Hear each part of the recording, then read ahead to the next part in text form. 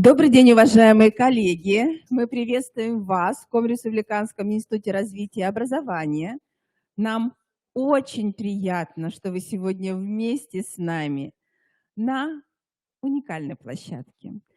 Мы давно с вами не встречались очно, и сегодня мы вместе с вами будем рассматривать наставничество как основу для методического сопровождения каждого педагога, каждого управленца образовательных организаций нашей республики. Я хочу вам напомнить, что 4 года назад было принято решение на уровне Российской Федерации. Нет, наверное, пока свет нам надо вернуть, чтобы я не... Сначала вернуть свет, да. Было принято решение на уровне Российской Федерации, что будет внедрена целевая модель наставничества. Много типов, 5 типов целевой модели. А вот уже в прошлом году были очень серьезные изменения, связанные с формированием единого методического пространства. И как вы помните, что наш министр просвещения Сергей Кравцов объявил 28 апреля 2022 года, что с этого момента начинается возрождение методического пространства Российской Федерации.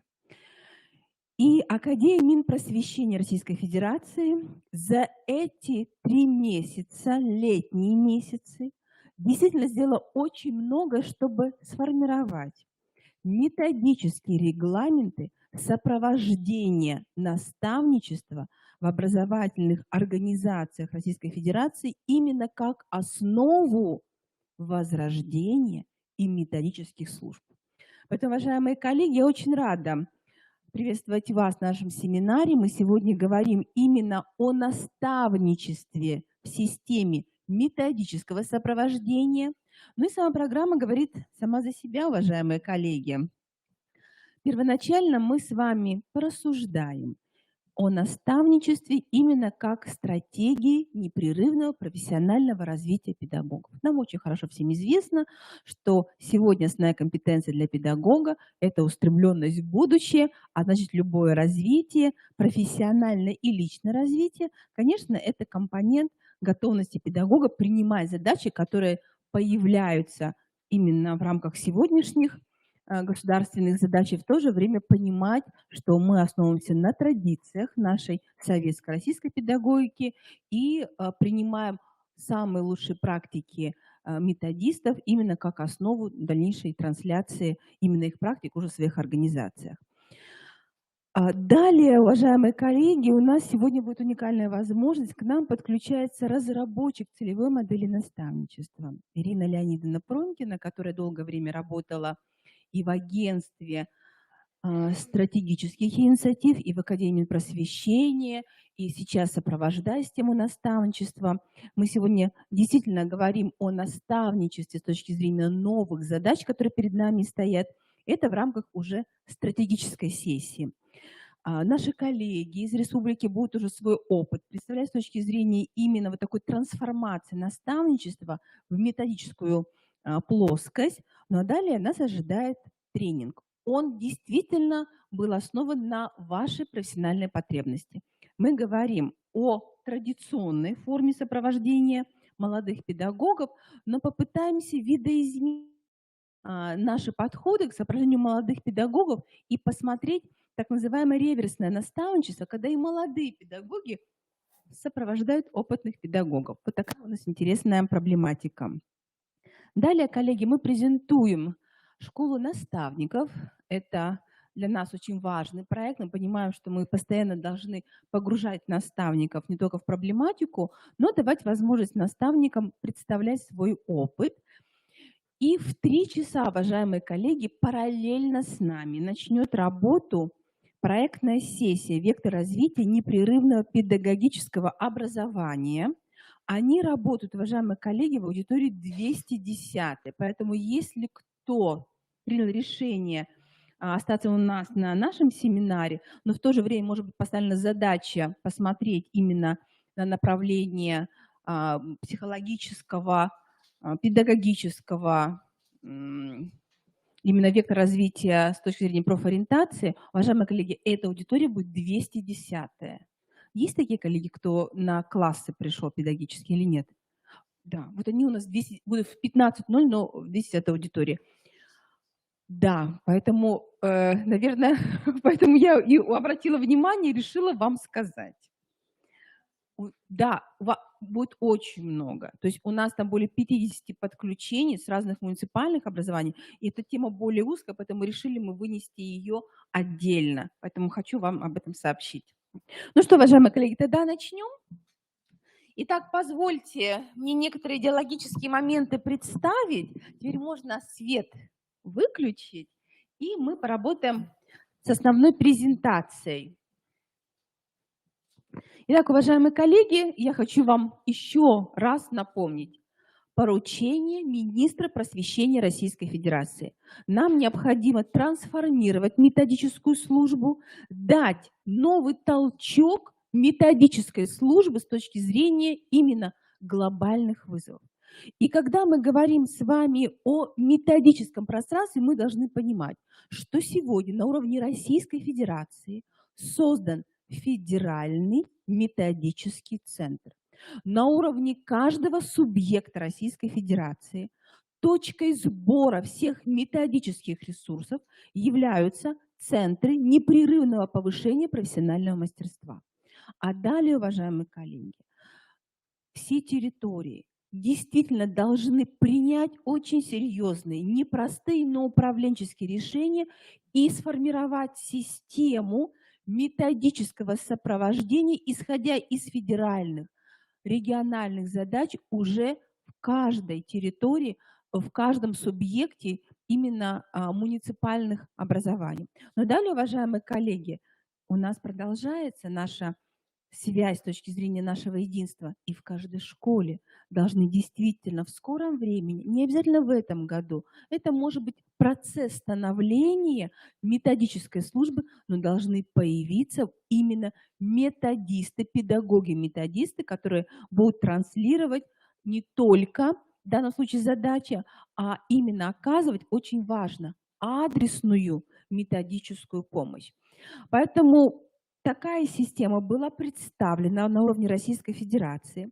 Было обозначено, что создание и развитие методического пространства будет занимать примерно от 3 до 5 лет, в зависимости от именно точки входа в это единое пространство. Но мы сегодня понимаем, самое для нас главное – это и единство образовательного пространства, и второе – это единство профессионального методического пространства. Поэтому именно с точки зрения единства пространства на уровне Российской Федерации большую роль играет обновление профессионального стандарта. Это действительно новый документ. Вы принимали участие в обсуждении, надеюсь, это был летний период. Вы знаете, что в скором времени появляются 2 новые должности – учитель-наставник и учитель-методист. Еще идут обсуждения на уровне профессионального сообщества. Но сегодня мы должны понимать, что чтобы возродить методические службы, должны быть приняты очень важные документы и прежде всего профессиональный стандарт педагога. В этой связи на уровне Российской Федерации транслируется такая позиция, что сегодня на уровне каждого субъекта формируется региональный методический актив. Определенная регламентация этой деятельности уже обозначена с Российской Федерацией, но именно сегодня региональный методический актив, а это педагоги практики, те, кто прошли федеральную диагностику и далее прошли обучение федеральное и региональное, а их у нас сегодня 156, уже мы постоянно будем пополнять состав региональных методистов, они сегодня уже берут на себя данный функционал, то есть они являются действующими педагогами и наставниками, и как кураторы индивидуальных маршрутов сопровождают педагогов.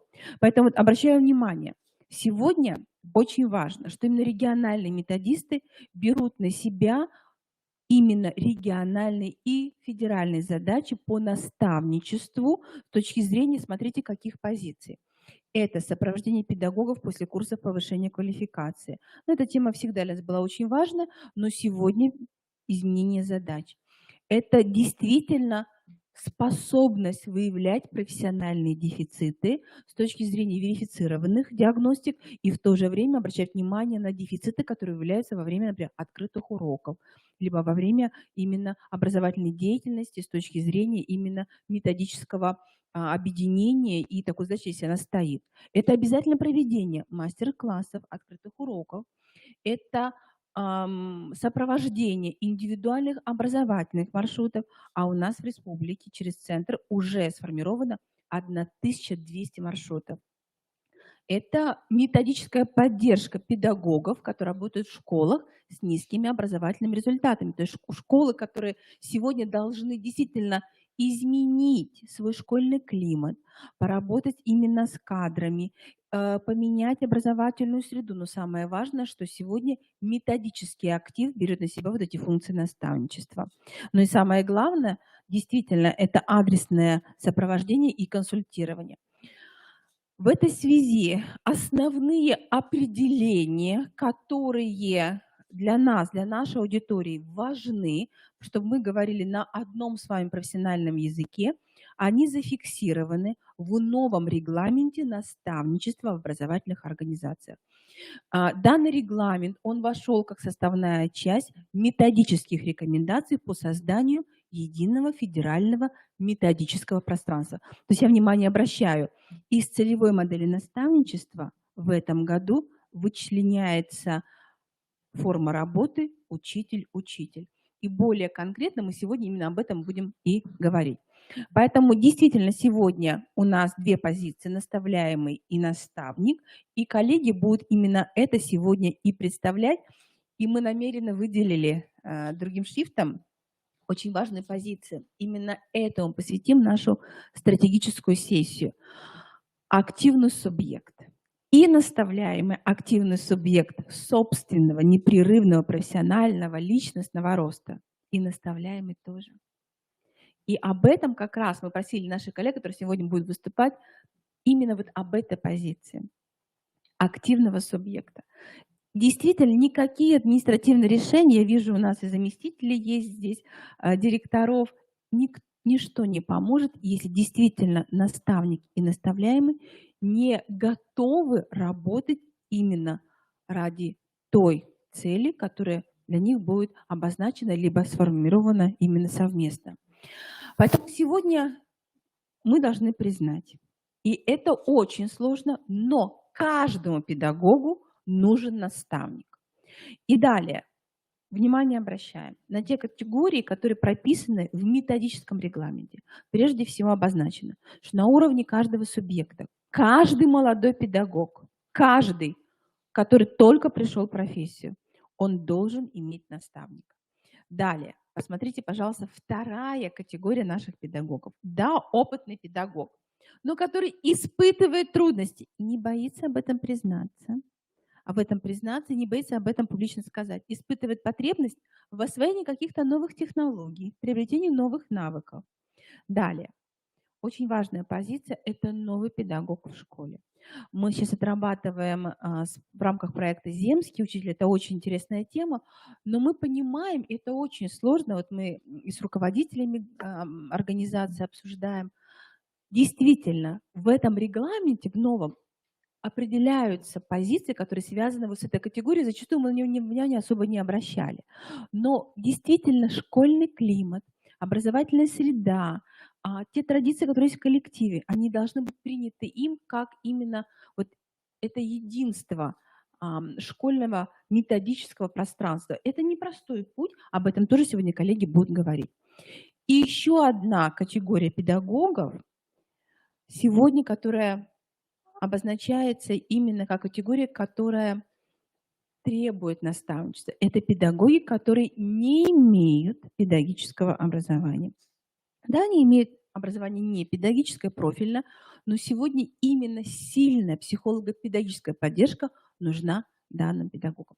Поэтому, уважаемые коллеги, сегодня вот мы с вами будем работать около 3 часов именно об этих 4 категориях педагогов мы будем с вами говорить. Далее, уважаемые коллеги, что еще представлено в новом методическом регламенте? Это все формы сопровождения с точки зрения современных инструментов. И вот теперь важно понять, что есть инструменты, которые отрабатываются на федеральном уровне, а некоторые решения могут рассматриваться именно как управленческие решения, но уже на региональном уровне. Значит, что важно? Первое, с чего я начну, это, конечно, и коллеги будут об этом говорить, это наблюдение в классе. Действительно, очень важно вернуть систему наблюдения и перекрестных открытых уроков. Я сейчас не буду проводить опрос, но мы действительно этим занимались и выявили, что коллеги, мы перестали друг другу ходить на наши уроки. Это проблема. И поэтому мы сегодня понимаем, что наблюдение в классе, традиционная классическая система, она для нас очень важна с точки зрения выявления и дефицитов, и потребностей. Далее, очень важна именно самооценка учителя. Если мы говорим об активном субъекте, нам важно сегодня именно отработать самооценку как инструмент профессионального роста, развития педагога.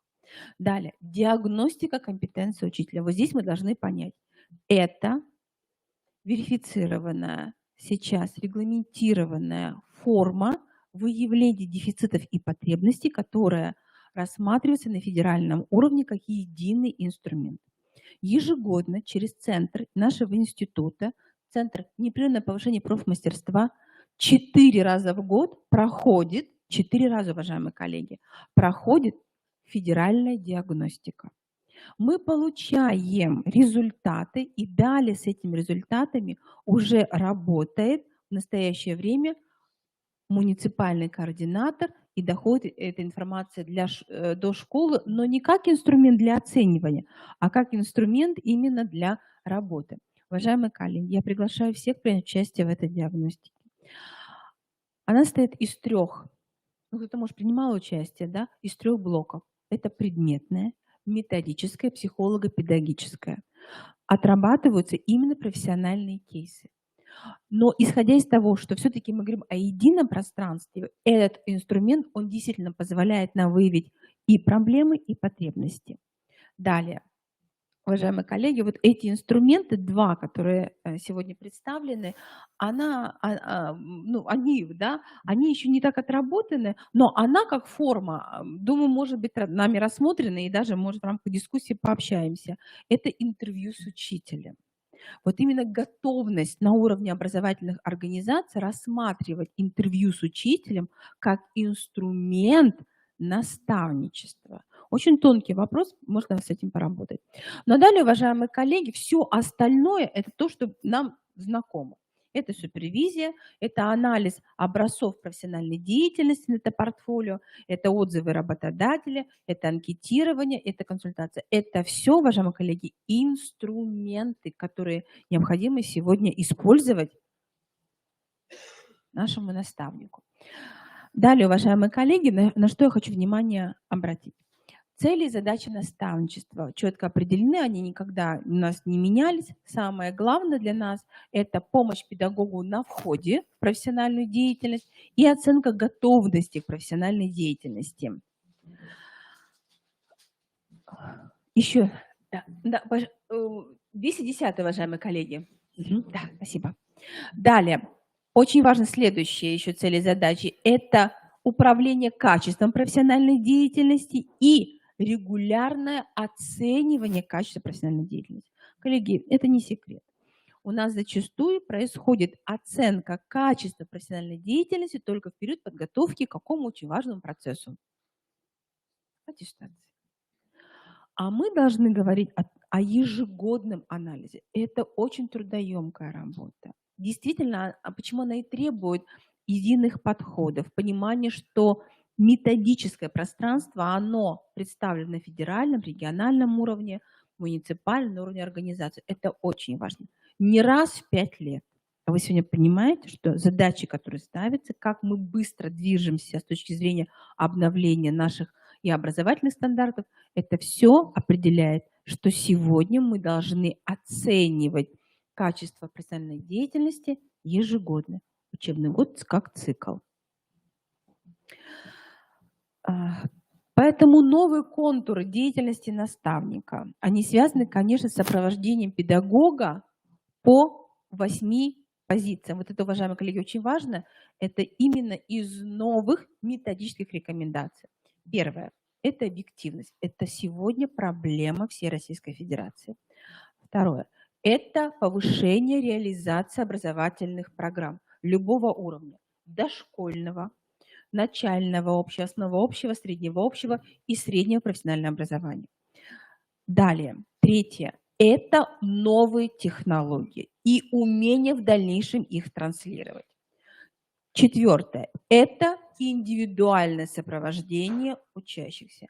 Вот такие 4 позиции, они очень важны. Поэтому задача, которая сегодня ставится, наставник, если он берет на себя эту роль, если функция отрабатывается, вот эти 4 проблемы должны быть в центре внимания каждого наставника. Ну и далее, уважаемые коллеги, с точки зрения профессионального саморазвития. Когда мы говорим о сопровождении и о саморазвитии, мы должны понимать, что наставник, он не только владеет информацией о государственных задачах, но он может действительно правильно настроить педагога на их решение. Это достижение новых задач в реализации именно государственной политики. Далее. Это умение правильно и не только направить, но и знать, как в данном случае происходит профессиональная диагностика. Четвертая позиция – это технологии. А вот третье, я хочу внимание обратить, это очень важно. Сегодня мы говорим, что профессия педагога – это публичная профессия. Поэтому каждый педагог должен быть готов к представлению своего опыта. И определенный шаг на пути именно к публичности – это действительно сегодня открытые уроки на уровне образовательных организаций. Далее, сегодня будут коллеги об этом говорить, и работа на уровне школы, в методических объединений, на уровне детских садов, организаций среднего профессионального образования, выход уже на муниципалитет, потом на республику. То есть сегодня действительно любой педагог, каждый педагог должен уметь свой опыт представлять. А значит, сегодня наставник тоже должен к этому стремиться с точки зрения этой единой цели с наставляемым. Научить представлять свой опыт. И, уважаемые коллеги, что на уровне Российской Федерации уже в скором времени будет готово? Появляется цифровой кабинет методиста-наставника. Предполагаем, что в ноябре его уже нам представят. И действительно, сегодня очень серьезная работа проходит на уровне Российской Федерации по сборке всех ресурсов и открытию вот именно методических личных кабинетов, где можно вместе работать с наставником, федеральных в том числе, и принимать это как материалы для себя в роли наставника. Это будут и предметные кабинеты, и это будут индивидуальные маршруты, и опросы. Потому что мы понимаем, сегодня методическое пространство, оно развивается, и наставничество сегодня сюда включается.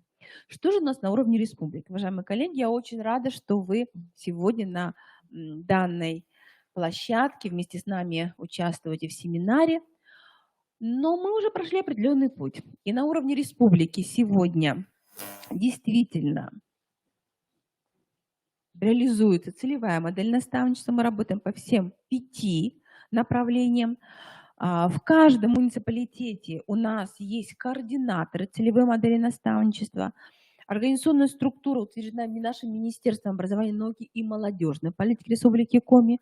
Но важно, что, вы сейчас не поверите, но у нас уже в списке наставников 3140 наставников, которые в данном случае, мы говорим о сборе информации, которые подтвердили свой статус на уровне образовательных организаций. То есть как мы понимаем, что у нас в организациях дошкольных, исподерскими высшего образования наставник – это не один, не два, это действительно команда наставников. Нас это очень радует, но мы сегодня понимаем, как меняется теперь их функционал. Поэтому, конечно, Центр наставничества, он постепенно выстраивал работу по всем 5 направлениям. создавая все условия, которые нам необходимы. У нас работает ресурс, на нем представлена вся федеральная нормативно-правовая база. У нас очень интенсивно развивалась методическая поддержка наставников по 5 всем направлениям, и ученик-ученик, и ученик-студент, ученик-работодатель, как вы помните. Мы проводили каждый год мониторинг целевой модели наставничества. Поэтому что мы сегодня понимаем? Что с точки зрения наставничества, вот об этом мы говорили на федеральном уровне, мы вышли вот на такие пары. Да, это категория молодых педагогов, традиционная форма. Далее категория методического актива, которые являются наставниками именно уже с республиканского уровня, сопровождая через индивидуальные маршруты педагогов. Далее у нас очень интересная форма с некоторыми организациями цифрового тьюторства, цифрового наставничества. Не вспомню, что еще. Не моя презентация, да. 500+, да. Далее у нас опорные школы 500+. Спасибо, да, спасибо. Опорные школы. Опорные школы появились 3 года назад. Это школы-лидеры, инновационные школы, которые действительно сопровождали как наставники целые управленческие команды. И по аналогии у нас работает программа 500+, в которой вошли школы с низкими образовательными результатами, либо школы с возможностями. И в них тоже работают пары. Но какие пары? Это команда. То есть команда школы лидеров сопровождает школу, которой необходима поддержка. Поэтому мы работали таким образом. Вы видите, у нас есть индивидуальные формы сопровождения наставничества и групповые. Вот я вижу коллег из опорной школы, рада вас приветствовать. Да. Поэтому мы выходили и на индивидуальные формы, и на групповые. В этой связи вот все показатели, которые представлены были, они постепенно достигались, но мы принимали решение, что очень важны конкурсы профессионального мастерства. Начали мы с конкурса «Лучший наставник», и мы выявляли, и это очень интересный опыт, лучших наставников среди даже обучающихся. Немного работ, но ежегодно количество участников увеличилось. Далее, традиционный конкурс, который был связан именно с формой наставничества педагог, это конкурс «Молодые молодым». Поэтому постепенно нам вот эта открытость и публичность была важна именно в системе образовательных наших организаций.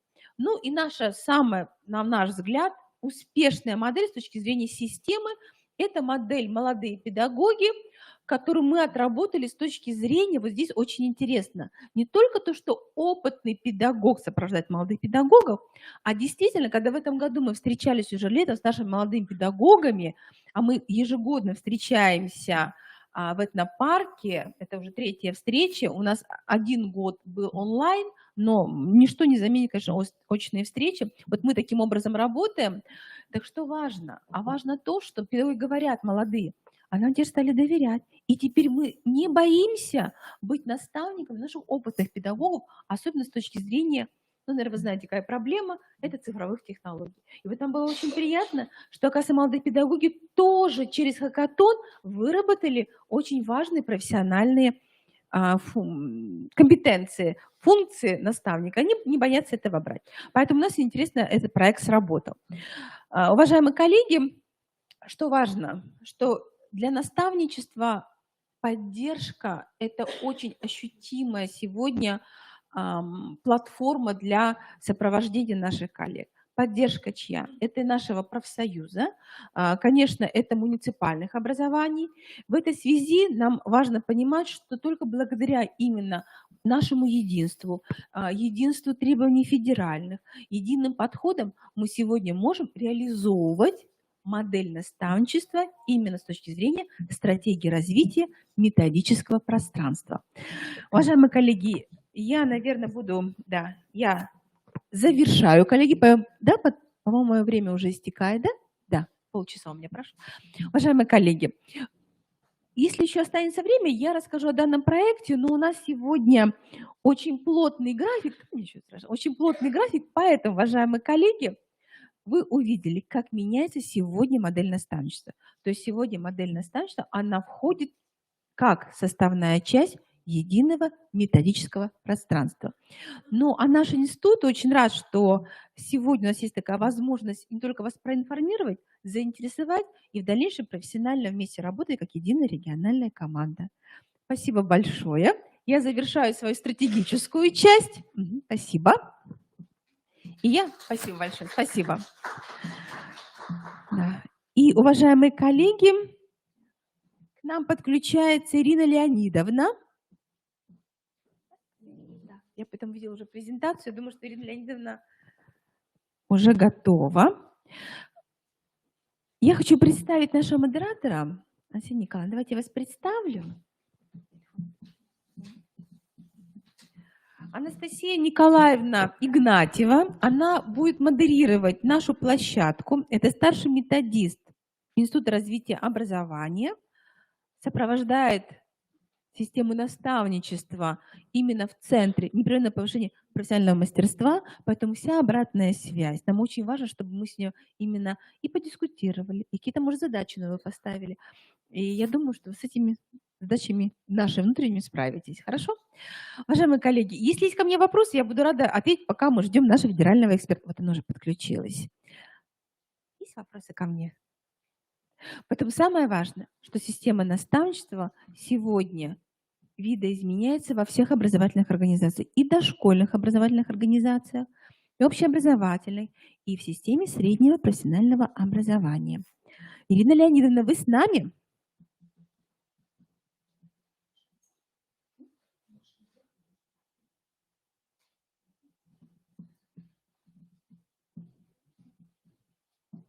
Мне сказали, что в 15:00 она будет подключаться, поэтому я и решила остановиться. Нет? Или мы...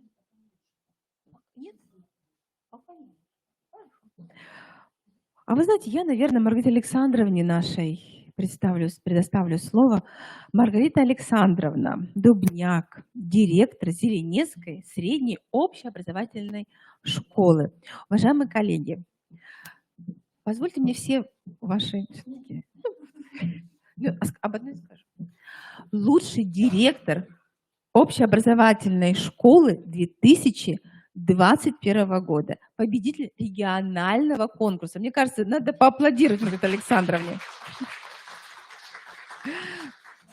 Ну, еще и в этом году лучшая Зеленская школа, лучшая сельская школа еще. Ну что, очень важный опыт Маргариты Александровны. Я представляю, каких усилий, да, какие усилия требуются для того, чтобы эту систему создать, но как раз у вас система. Поэтому очень рада, что мы начинаем с регионального опыта. Вам слово, пожалуйста. Спасибо. Добрый день, уважаемые коллеги. Я внимательно слушала Галину Владимировну. И знаете, на листочке написано одно, а все-таки вспомнила я, как сама пришла в школу, в Усть-Илимский район, Мадмовскую среднюю школу. И вы знаете, я вспоминала, как нас принимала советская школа, да, нас, молодых учителей. Нам создавали все условия, и зауч, и директор, и коллеги, работающие рядом. Я бы сказала так, носили нас на руках молодых специалистов. И буквально через год я получила грамоту, задумываясь, за что, я сама до сих пор не знаю, но грамоту получила. Это такая была мотивация стараться и как можно лучше работать. И поэтому, чем старше я становлюсь, мне тем хочется больше, и я на самом деле больше люблю молодых специалистов, да, и хочется, чтобы педагогический коллектив, опытный, который такая когорта уже в школе создалась, создавала все условия нашим молодым специалистам, поскольку когда они работают наряду с опытными специалистами, вновь прибывшие специалисты, молодые или вновь поступившие на работу, очень нелегко, поскольку время очень быстро меняется, и поэтому мы должны на самом деле их полюбить такими, какие они есть. И хочу сказать, что мы создаем... Сюда нажимаем. Сейчас. Так. Мы стараемся как можно лучшие условия создать для прибывающих специалистов. Как всегда, актуальны слова великого Антона Семеновича Макаренко, что мы учимся, уважаемые коллеги, всю свою жизнь. Да? Учится не только ученик в стенах нашей школы, но и учатся и молодые, и опытные педагоги. И сегодня педагог должен быть компетентным и в воспитании, и в обучении, и в развитии учащегося. Но самое главное, должен быть компетентным и в инновационной деятельности, и во взаимодействии с очень непростым, я бы так сказала бы, да, с нашим родительским сообществом. Вот сколько задач перед собой ставит молодой педагог, а может и не ставит. То есть мы должны их научить поставить перед собой цели, задачи и так далее. И поэтому, когда поступает нам молодой педагог, мы стараемся, на самом деле, вначале, вот видите, я просто стараемся прежде всего изучить его цели, его потребности, да, и его профессиональный уровень. Хотя можно говорить, да, хороших выпускников мы получаем после СГУ, но тем не менее методически они бывают не так подкованно, как бы нам хотелось. И поэтому мы всегда говорим, мы создаем опять условия для совершенствования профессионального мастерства и стараемся мотивировать как наставников, так и наставляемых. Прежде мотивация – это движение вперед, мотивация – это побуждение к действию. Я бы сказала, что это ключ, который мы находим, но не всегда бывает, удается нам такой ключ находить. Когда мы создавали первую программу наставничества. У нас, кстати, на сайте школы есть. В 2020 году мы размещали эту программу, разрабатывали программу наставничества. Да, мы тогда еще не пользовались типовым положением Министерства образования, науки и молодежной политики нашей республики. Да, и мы разрабатывали, представляете, вот эту программу, я скажу, интуитивно как-то. Да, и представляете, когда мы 21 марта 2022 года получили это типовое положение, у нас только были термины другие. Мы как мучились, как бы вот это направление деятельности наставничества назвать. И мы попали в точку почти. Просто немножко тут стали другие термины, да, и как-то по-другому как будто мы почувствовали вот такую поддержку, получив это типовое положение, ну и внесли коррективы в свою работу. Значит, у нас есть положение о наставничестве и программа наставничества. Так, ну, понятное дело, цель – это помочь нашим молодым ученым адаптироваться. Наставник должен умело сопроводить, адаптироваться в работе в новых условиях молодых специалистов. Итак, у нас несколько моделей наставничества. Слушая Галину Владимировну, да, я думаю, что, наверное, я еще много не отметила. Просто мы в программу, может быть, не внесли, а у нас на самом деле есть еще несколько моделей. Но пока вот действует у нас 4 модели наставничества. Молодой педагог, опытный педагог, как звучало сегодня уже, опытный учитель, имеющий проблемы по конкретным вопросам, начинающий классный руководитель, опытный классный руководитель и современный учитель, опытный учитель. Ну и прежде всего, на самом деле, как я сказала уже вам, мы пристальное внимание обращаем и в реализации программы по наставничеству на такую модель, как молодой педагог, опытный специалист.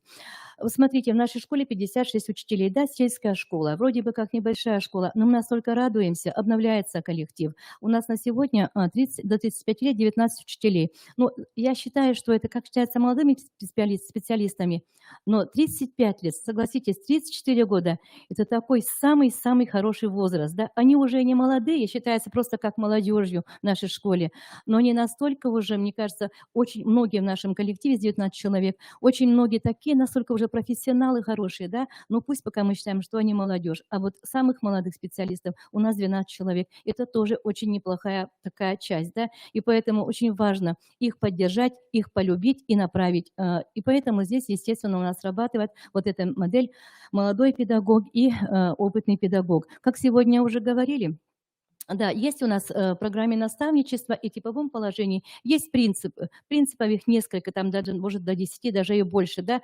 А мы считаем, вот самое главное, вот даже не принципы, а вот эти правила работы молодого специалиста с опытным педагогом. Это, во-первых, добровольность, это контактируемость, личный пример наставника, уважительное отношение наставника к наставляемому и наоборот, наставляемого к наставнику, согласованность в работе и, естественно, системность в работе наставника с наставляемым. Если будут встречаться наставники, наставляемый, ну, когда им захочется, да, например, допустим, там раз в полгода, ничего не получится. То есть они должны, как у меня всегда завуч говорит, они должны всегда быть в симбиозе. Мне тогда нравится выражение, симбиоз должен быть наставника и наставляемого. И хочу сказать, что поэтому, чтобы система эта не нарушалась, раньше мы создавали до программы наставничества, у нас была школа молодого педагога. Но это очень узкое направление, да, а вот программа наставничества несколько другое. Сейчас вы потом услышите. И вот в этой модели опытный педагог, молодой специалист, самое важное, вот я как сказала уже, системная, целенаправленная работа. И мы организуем посещение уроков наставников, уроков наставляемых.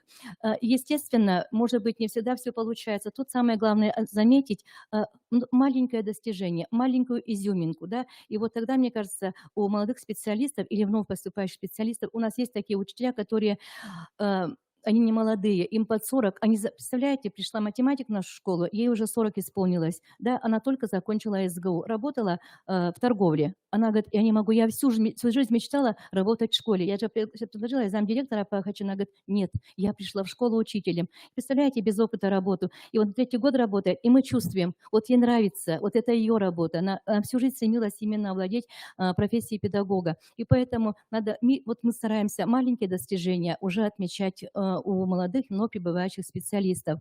Посещаем уроки, администрация школы, ну и, естественно, наставники. Далее мы проводим постоянно, открытые уроки дают и сами наставники. Во-первых, они должны увидеть эталон, должны увидеть образец урока, как необходимо проводить. Это особенно, когда мы перешли на компетентностный подход в обучении, это было очень сложно. Представляете, нам было сложно, да, которые мы уже, наверное, пуд соли сели, да, и сколько уже, через какие тернии прошли. А тут молодые специалисты. Совсем иная структура урока, нежели, допустим, как обучали их в вузах, да.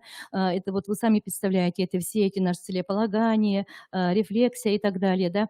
И поэтому, на самом деле, вот тут надо видеть молодым специалистам, особенно вновь прибывающим специалистам, надо им видеть эталон. И поэтому наши учителя, мои уважаемые коллеги, они с удовольствием всегда соглашаются на открытые уроки. Далее мы планируем и проводим всегда различные методические декады. И вот тут, на самом деле, дают и наставники, и наставляемые. И я всегда удивлялась, как могут мои завучи уговорить молодого педагога, отработавшего, может быть, года, может, полгода, дать открытый урок. Но самое главное, теперь молодые специалисты смелые. Мы такими не были, да? Они дают открытые уроки, поддаются разным анализам. Это очень и очень правильно. Вот, и мы всегда говорим, меньше теории, как можно больше практики. Теории получили они в институтах, вузах, правда, а практику они должны увидеть в школе. И вот тогда на самом деле они приобретут тот профессиональный опыт, который нужен сегодня образовательной организации. Далее, мы всегда даем слово на наших семинарах, на педагогических советах молодым специалистам и готовим к различным выступлениям. И вот, допустим, в нашей школе на сегодняшний день 34 ребенка, 540 учащихся, 34 ребенка у нас со статусом ребенок ОВЗ и инвалиды. 34 – это немного, это немало. Представляете, в сельской школе, да, которая часть. И у нас очень неплохая часть молодых специалистов, именно молодых, работает с такими детьми. И год отработав, прямо так вот плотно наставником, наставляемая успешно выступила в прошлом году на семинаре уже на уровне муниципалитета. И поэтому это важно. То есть они готовили вместе выступление совместно, и они опять почувствовали такую вот психологическую поддержку. Далее.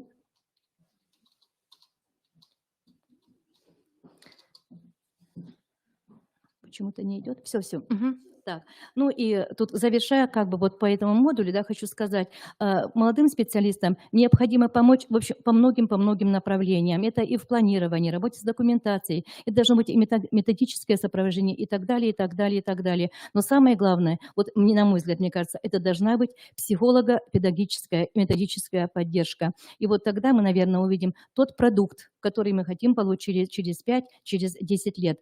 Вот теперь бы гиперссылочку, пожалуйста, мне. В общем, так получилось, у нас взаимодействовали в прошлом году. Гиперссылочку можно было бы. Ну ладно, тогда расскажу. Вот где основные направления. Работали в прошлом учебном году 1 год только. Нет, да, 1 год наставник и наставляемая. И они разработали специальную программу. Ладно, не открывается, просто расскажу. Специальную программу. Вот, и они прямо так как-то это в системе все реализовывали. И они в прошлом году эту программу представили на уровне муниципалитета и защитили. А потом через полгодика еще решила наставник, свою наставницу выставить на конкурс достижения молодых. И благополучно она выдержала испытание, заняла 1 место. Но это ладно, это конкурс. Да, можно подготовить, можно умело и красиво рассказать, но самое главное, что она выпустила 4 класс, и вот благодаря наставнику очень хорошее качество обученности у детей. Вот хочу сказать и подчеркиваем, что да, она как специалист, поскольку наставник очень так плотно работал с молодым специалистом, да, из нее получается уже хороший педагог. Далее. Значит, у нас следующая модель – опытный учитель и учитель, имеющий проблемы по конкретным вопросам. В типовом положении это называется целеполагающее наставничество. Это только вот мы буквально узнали в марте. Оказывается, такое должно быть направление. Да? На самом деле, это очень хороший модуль, и в нашей школе он является, я так думаю, как в других школах, тоже очень даже актуальным. То есть тут по каким-то особенным вопросам. У нас была проблема такого плана. Видели, да, подготовка к единому госэкзамену. Вроде бы и не первый год работает учительница, но никак не можем дать высокобальников по обществознанию, истории. Вот, проблемы были подготовки. Мы и закрепили, мы такие хитренькие, и закрепили такого опытного учителя. Она работала в 38-й школе городской, она по совместительству, да, и вот прямо как-то мы их плотно связали, а она тем более еще была председателем экзаменационной комиссии, республиканской комиссии. Представляете, кто у нас, какой метр работал? Да, Апаницына Марина Александровна. Вот. И она не только технологические карты, она и методическое сопровождение такое. Вот, в общем-то, она такой материал поставляла, и мы смотрим, наша ученица выросла, и она уже дала хороший результат в прошлом году, 80 баллов и более по обществознанию. Вот это взаимодействие наставника и наставляемого, и так далее, и так далее. Следующее. Угу. Так, следующий модуль, начинающий классный руководитель. Давайте я сейчас сама. Все, я сама. Начинающий классный руководитель и опытный классный руководитель. Да, это форма работы наставника, наставляем. Конечно, она новая, да, но у нас вот как бы это, знаете, опять было, это не мода, это просто потребность была, наверное, нашей школы. Стали прибывать молодые мужчины в нашу школу. И мы их назначаем классными руководителями. Вы понимаете, когда классный руководитель женщина, девушка, вы замечаете, чувствуете разницу, уважаемые коллеги, да? Они как-то все равно, у них по-матерински, видимо, не чувствуют детей. А когда принимается за эту работу мужчина, вот тут ты думаешь, да, им хочется и колется, и получится ли у них. И вот поэтому здесь мы назначаем более опытных уже классных руководителей, да. А тут мы решили такой, значит, мы назначили классным руководителем кадетского класса молодого парня. Вот, ему очень захотелось. Да, он даже в форме приходил иногда, чтобы показать, что он тоже был служивым, да. И назначили куратора кадетского движения наставником. У них очень получилось хорошее взаимодействие. Да, тут прежде всего, ведь классный руководитель должен себя проявить творчески, особенно на внеурочных занятиях. Но где могут пересекаться? Куратор кадетского движения. У нас кадетское движение в школе с 2011 года. И классный руководитель кадетской школы, кадетского класса, естественно, на внеурочке. Поэтому он показал все возможные приемы именно взаимодействия с детьми, с родителями. Вот тут у нас тоже получился очень такой хороший контакт. Далее, вот опять Галина Владимировна сказала уже, да, есть такой теперь модный такой термин реверсивное наставничество. Современный учитель, опытный учитель. Нисколько не постесняйтесь, если скажу, и мне кажется, вы все поднимите руки. 2020 год в период пандемии. Вспомните, что случилось 16 марта. Да, переход на дистанционные технологии обучения, да, и как хотите, так случилось, помните 2020 год. И вот тогда вот это вот именно реверсивное наставничество с использованием дистанционных технологий, это, ну, в общем-то, приобрело широкий размах и в нашей школе. Мы обучались у молодых наставников, у молодых педагогов, мы обучались дистанционно различным программам, платформам. Вспоминайте это, да? Конечно, зарабатывали себе разные болезни, тем не менее сидели сутками перед компьютером. И сейчас, наверное, не бывает худа без добра. Именно вот это вот март, апрель, май, это такое вот, это полная была у нас цифровизация, да, мы овладели, наш коллектив, всеми, наверное, цифровыми технологиями, но нам в этом помогли наши молодые специалисты. И, кстати говоря, мы никогда не стесняемся обратиться к молодым специалистам за помощью. И иногда направляем и опытных уже педагогов обратиться в поведение электронных журналов и так далее, и так далее. Тут главное не перегнуть палку, и тут главное не обидеть и не обидеться. Вот и поэтому вот этот модуль современный учитель и опытный учитель очень-очень даже в настоящее время очень-очень модуль актуален. Так, и следующее. Сейчас я скажу, вот у меня сейчас перевернуть специально вот этот модуль наставничество в группе. В нашем положении и в типовом положении говорится об этом наставничестве, да, назначается один наставник на группу наставляемых, а у нас все перевернуто пока. И знаете, я считаю, что это правильно пока на этот момент, поскольку у нас наоборот, у нас много наставников порой работают на одного наставляемого. Это когда у нас приобретает широкий размах наша конкурсная какая-нибудь работа. И мы так готовим к конкурсам и на муниципальном уровне, и на республиканском уровне. Мы готовим группой, вот, помогаем учителю. И, кстати говоря, мы и сами растем в это время, когда вот наставники, поработаем с наставляемым, да, и наставляемые чувствуют огромную поддержку. И поэтому я даже считать не стала, сколько там лет, но, может быть, лет, 15, скорее всего, да, как мы отслеживаем участие в конкурсах. И на муниципальном уровне из 15 участников каждый год мы всегда кого-то толкаем на участие в конкурсах. 13 было победителей и призеров. И вот я сказала, в том числе первое место в прошлом учебном году достижения молодых. А так у нас были победители на уровне муниципалитета. А вот на уровне республики из 7 участников республиканского конкурса учителя года 1 призер и 3 дипломанта. Я думаю, для сельской школы тоже это очень и очень неплохо. И вот говорю, у нас вот это, считаем мы сейчас тоже, это групповое наставничество. То есть всем миром помочь вырасти, всем миром помочь преодолеть все испытания конкурса. Ну и поскольку сегодня вот я начала, что необходимо поддерживать молодых специалистов и вообще друг друга поддерживать, да, должно быть и моральное стимулирование, ну и материальное. Моральное стимулирование, понятно, это благодарности, грамоты и так далее, но у нас давным-давно действует грант качества признания. Вот в рамках гранта качества признания мы тоже награждаем и наставников, и наставляемых почетными грамотами, благодарственными письмами. Ну и, естественно, у нас есть такое положение, как во всех школах, положение об оплате труда работников школы, материальное стимулирование, там тоже одной строкой, но тоже присутствует. И поэтому за работу наставниками, с наставляемыми у нас тоже есть вознаграждение. И заканчивая свое выступление, я опять же хочу сказать, если бы, вот это просто мне сейчас на ходу приходит такая мысль, если бы еще были в школах программы наставник, родитель, да, мне кажется, было бы работать. Может быть, когда-то и мы к этому тоже придем. А еще у нас в школе действует программа наставничества, называется «Дети». Не без помощи учителей нашей школы. У нас есть вот такие группы: старший кадет, младший кадет, успешный ученик, немотивированный ученик. Мы так осторожно это пишем, так как это некрасиво, да, неуспешный, нельзя так говорить, да, выпускник-учитель и студент-учитель. Хочу сказать, что очень многие студенты проходят стажировку в нашей школе, очень много студентов, и, как правило, если у нас есть вакансии, мы с удовольствием принимаем их на работу, поскольку это наши выпускники, поскольку мы уже знаем, и они прошли у нас практику. Но я думаю, что о наставничестве с детьми – это разговор на следующем этапе. Все, спасибо за внимание.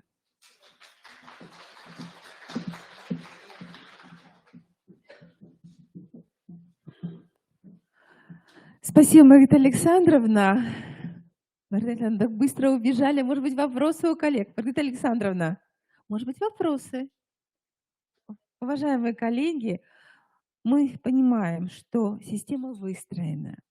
И я очень рада, что организация, она готова работать с теми вызовами, которые есть.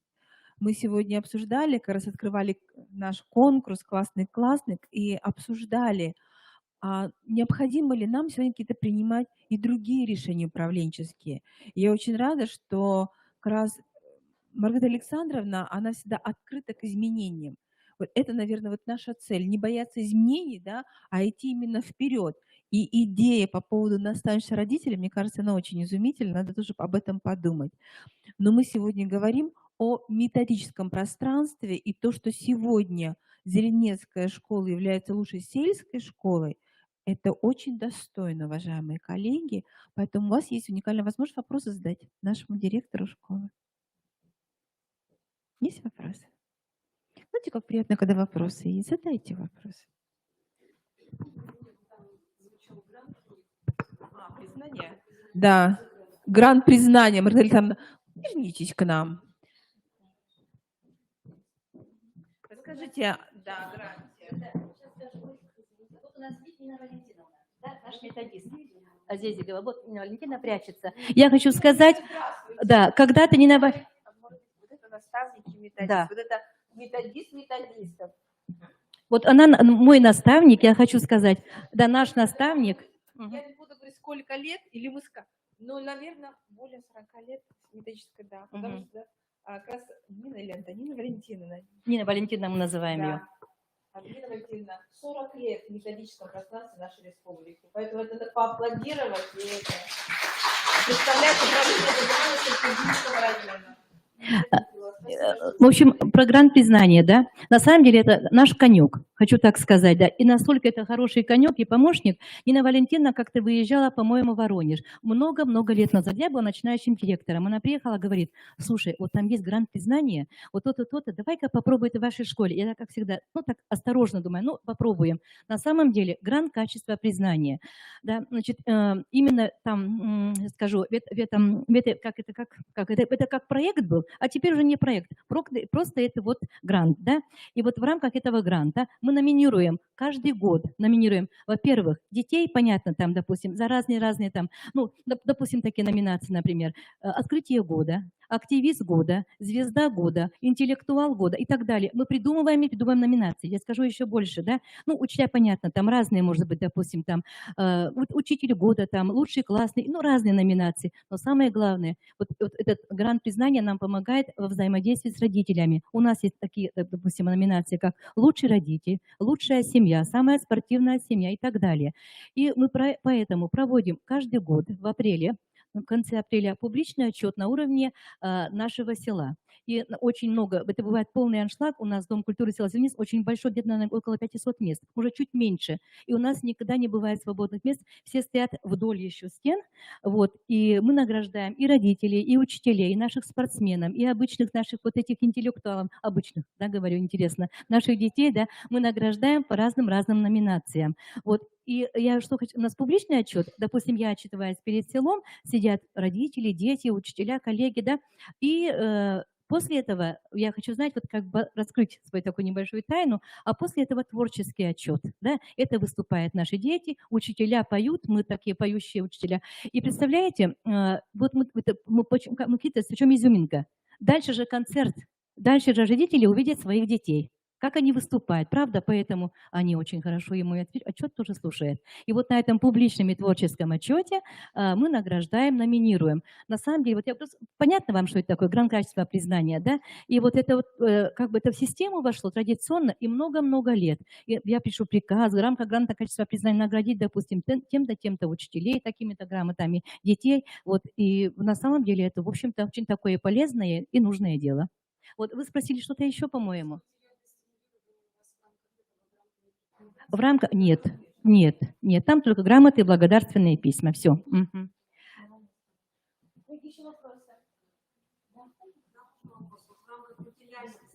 Ага. Сейчас предполагаются разные формы наставничества. Всем понятная форма, если это наставничество молодого специалиста, то другие формы. Они материально стимулируются таким же образом. У нас вопрос, чтобы не получилось никакого расходных средств. Нисколько нет. У нас положение утверждается ежегодно, 1 сентября, каждый год положение. Мы вносим коррективы или сохраняем, да, и на основании постановления нашего муниципального района. Вот. И все это как на законных основаниях. И у нас есть раздел номер 5 «Стимулирующие выплаты». И там прям прописано, допустим, за инновационную деятельность, ну, такая-то сумма, можно я уже не буду говорить, небольшие суммы, но в итоге мы накапливаем, бывает неплохо, за инновации, за работу в профильных классах, и в том числе, допустим, и за работу по наставничеству. Тоже есть такая строка. Вот, стимулирующие выплаты. Угу.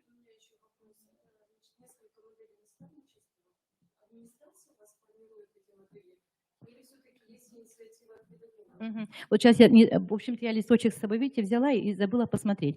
Но хочу сказать, что на самом деле это, естественно, это у нас традиционно всегда была инициатива от нашей администрации, да, но теперь мы немножко поступаем иначе. Вот сейчас нам поступил молодой юноша, молодой, так скажем, да, парень, ему только 22 года, и вот я к нему на урок сходила, и вижу, вот у него пока проблемы еще, да, вот, и я, в общем-то, сказала, что сходи в среду Наталье Витальевне, а в четверг сходи Олегу Александровичу, а потом мы с ним пообщаемся, и я посмотрю, где пазлы сойдутся, где больше, мы с кем хочется больше общаться, и вот тогда мы создадим наставнические пары.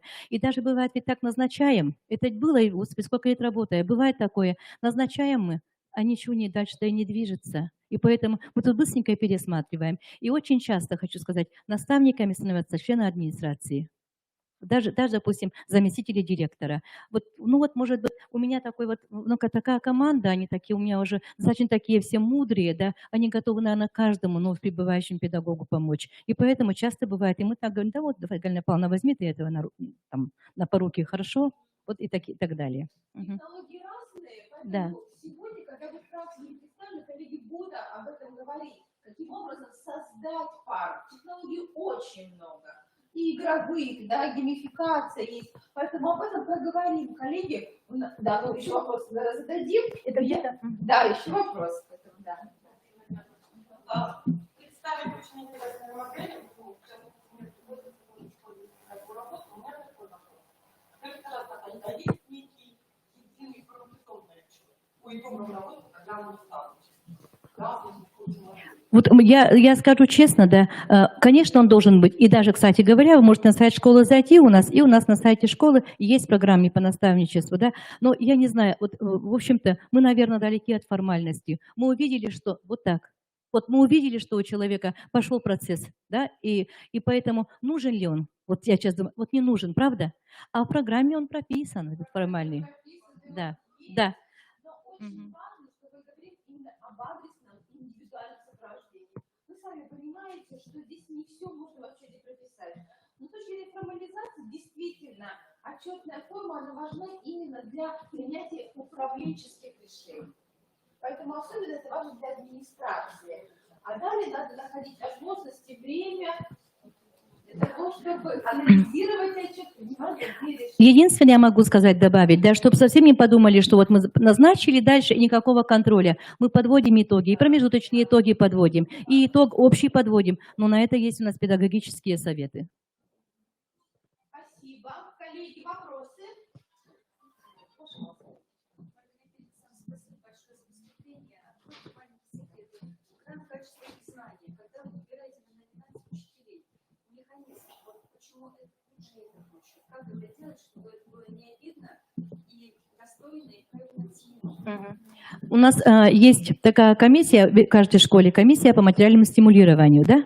Вот. И они ежемесячно обсуждают, кто получает премии за что. У нас, понимаете, в течение года полный перечень, да, или список, наверное, учителей, участвующих в разных конкурсах, допустим. И не только сами участвуют они привлекают своих учащихся, да. И вот исходя из активности, не от того, что лучше, хуже, просто уже комиссия знает, кто где участвовал, да, по активности мы так и награждаем. Нет такого, что вот я решил, вот этого люблю и награжу. Нет, конечно, нет. И тут обсуждает целая комиссия. Это не единоначалие какое-то. А комиссия – это не педагогический совет, это комиссия, которая создается именно как такая творческая рабочая группа, да, по решению директора. Вы знаете, что мы как-то также, знаете, что это, тут самое главное ведь, да, чтобы эту работу знают заместители. Больше всех они видят и контактят с учителями и заместителями. И поэтому они приходят к ним, допустим, мы обсуждаем вот на премию. Ежемесячно у нас премия бывает. Я не знаю, как у вас, коллеги, но нас муниципалитет, честно говоря, не обижает. Да? И мы сразу обсуждаем, кто где участвовал. Например, вот даже сейчас, вот он буквально вот только еще сдала приказы на премиальное вознаграждение, да, и заучи пришли и сказали, вот эти составляли олимпиадные работы, эти ВПР проверяли, эти проверяли олимпиадные, проверяли, составляли. И поэтому, в общем-то, факт налицо и налицо, где кто был задействован.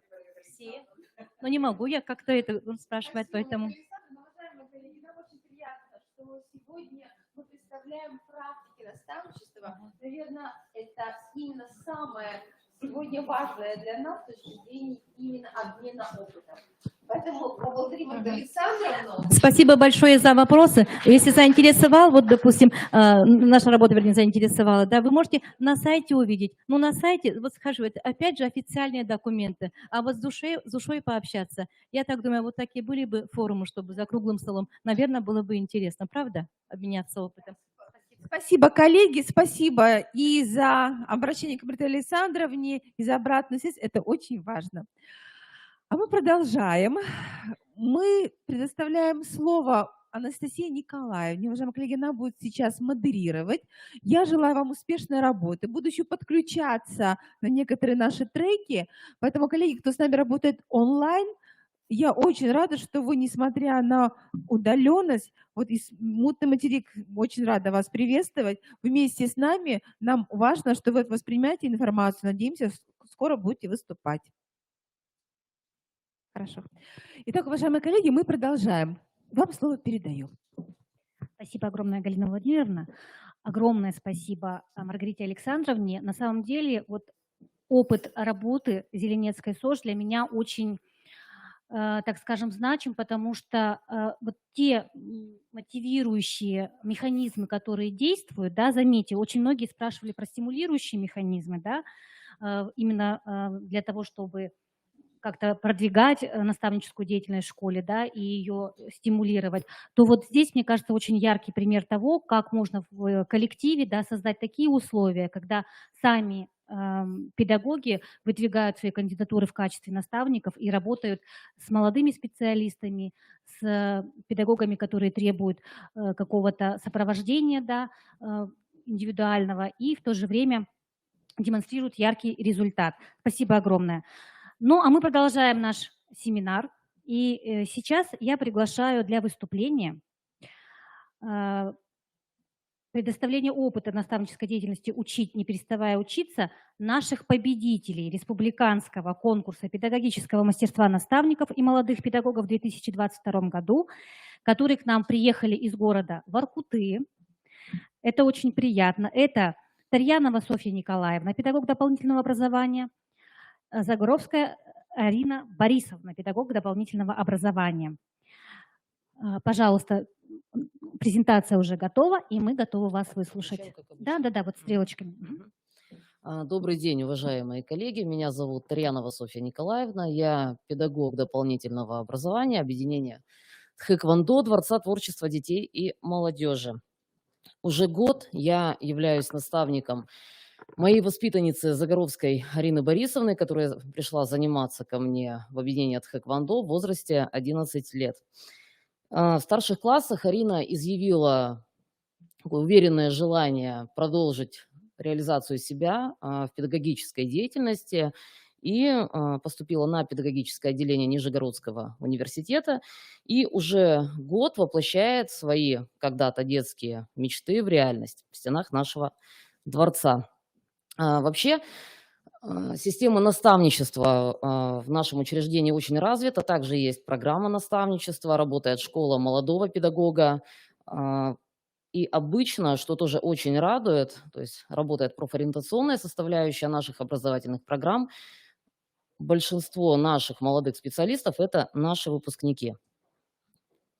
На слайде можно видеть. Наставничество позволяет нам оставаться молодыми, то есть наставничество выгодно и вам. Сейчас я представлю наш опыт наставнической деятельности и популяризацию вашего вида деятельности на подрастающее поколение. Как это можно сделать? Все, наверное, пользуются социальными сетями. И социальные сети – это в первую очередь общение, это поиск информации, многое другое. Какими социальными сетями, обращаюсь к аудитории, пользуетесь вы, взрослое поколение, педагоги? ВКонтакте, Инстаграм, ну, сейчас уже, наверное, реже. WhatsApp, да, ну, это более мессенджер уже.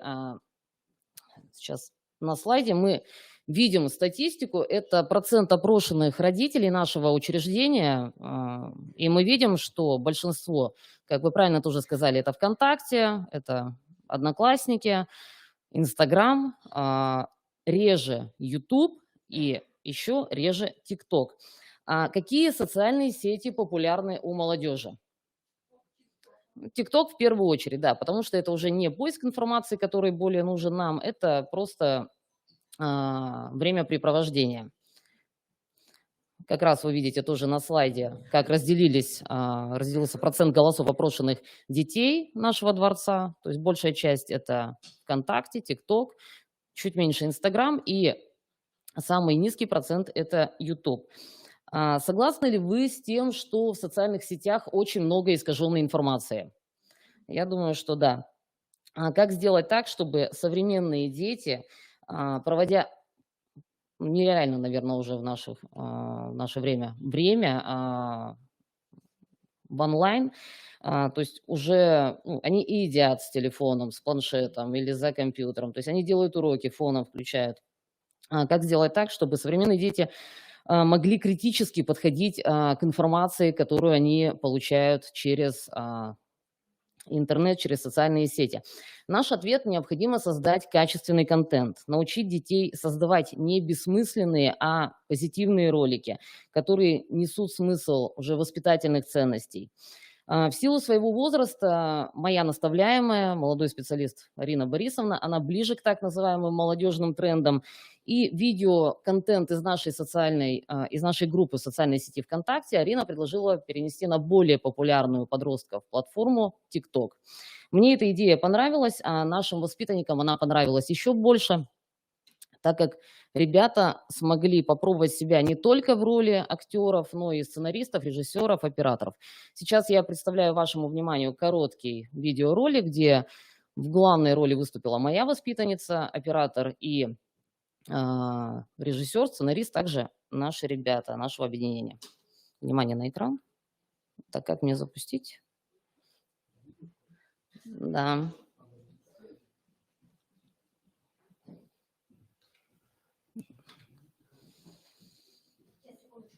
Угу.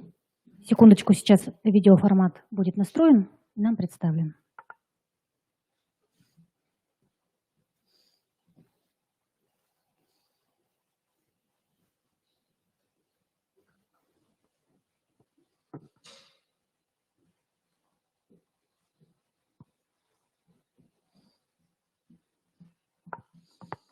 Ильич, получается? Угу.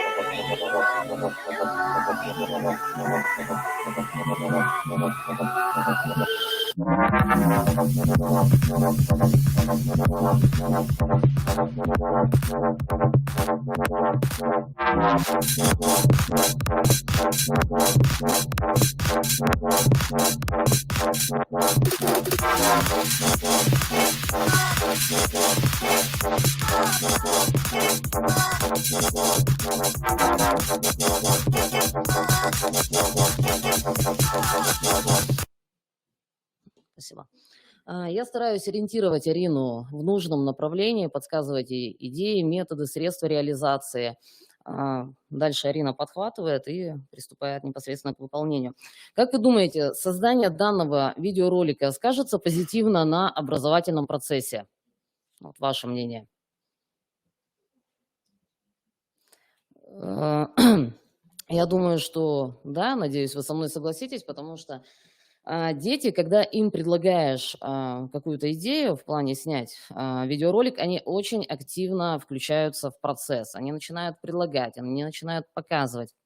Они все вместе, одной командой, вместе с педагогом, друг с другом. Поэтому я думаю, что это будет являться позитивным моментом. И мое мнение, что такая работа все-таки нужна и педагогу, и ребятам. Поэтому снимайте видеоролики, мыслите позитивно, будьте ближе к молодым специалистам, тогда вы сами будете продолжать учиться, а это развитие. Развитие всегда нужно. И непринужденная форма всегда мотивирует. Спасибо. Я передаю слово Ирине Борисовне, потом, если будут вопросы, мы вдвоем ответим. Спасибо огромное. Приглашаем. Ага, отлично.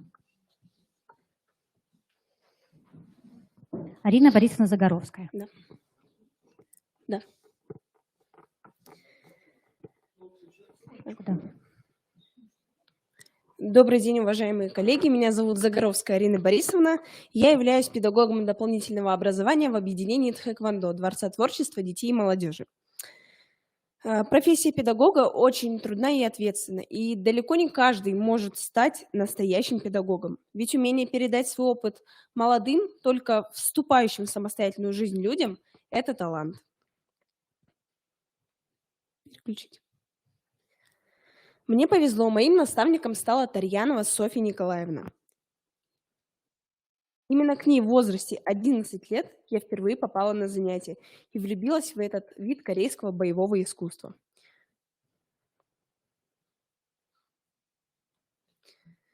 В старших классах я всерьез задумалась о профессии педагога. И, окончив школу, я поступила в Нижегородский государственный университет на педагогическое направление. Так начался мой профессиональный путь. Профессия педагога многогранна и предполагает за собой постоянное взаимодействие с учащимися и их родителями. Именно в процессе коммуникации с родителями моих воспитанников мне помог опыт моего наставника, которым Софья Николаевна со мной поделилась и который я могла наблюдать, еще будучи учащейся объединения. Это досуговые формы работы с родителями, совместные сдачи нормативов ГТО, совместные культурно-массовые мероприятия на свежем воздухе, катание на лыжах, катание на коньках и совместные занятия. На них я бы хотела остановиться подробнее. Именно такие занятия помогают родителям понять, чем именно занимается их ребенок, на собственном опыте испытать, насколько это непростой путь к вершинам пьедестала.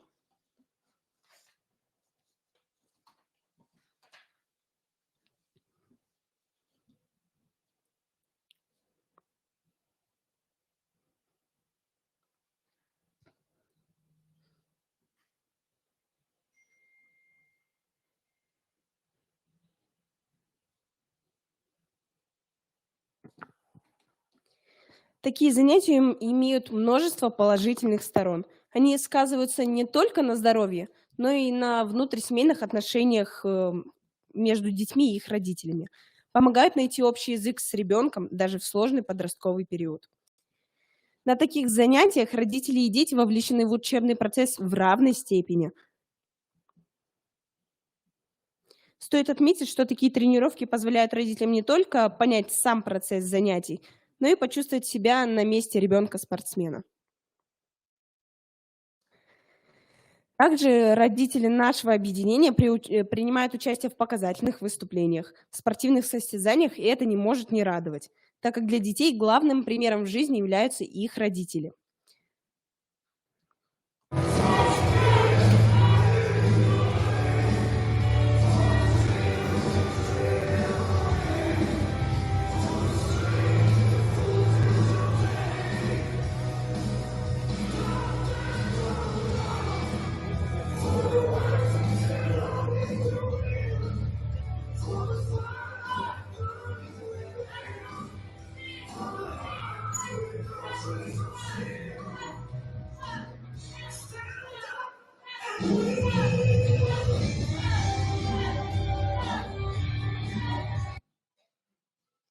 Однажды я предложила своему наставнику Софье Николаевне вдохнуть новую в жизнь нашу группу в социальной сети ВКонтакте.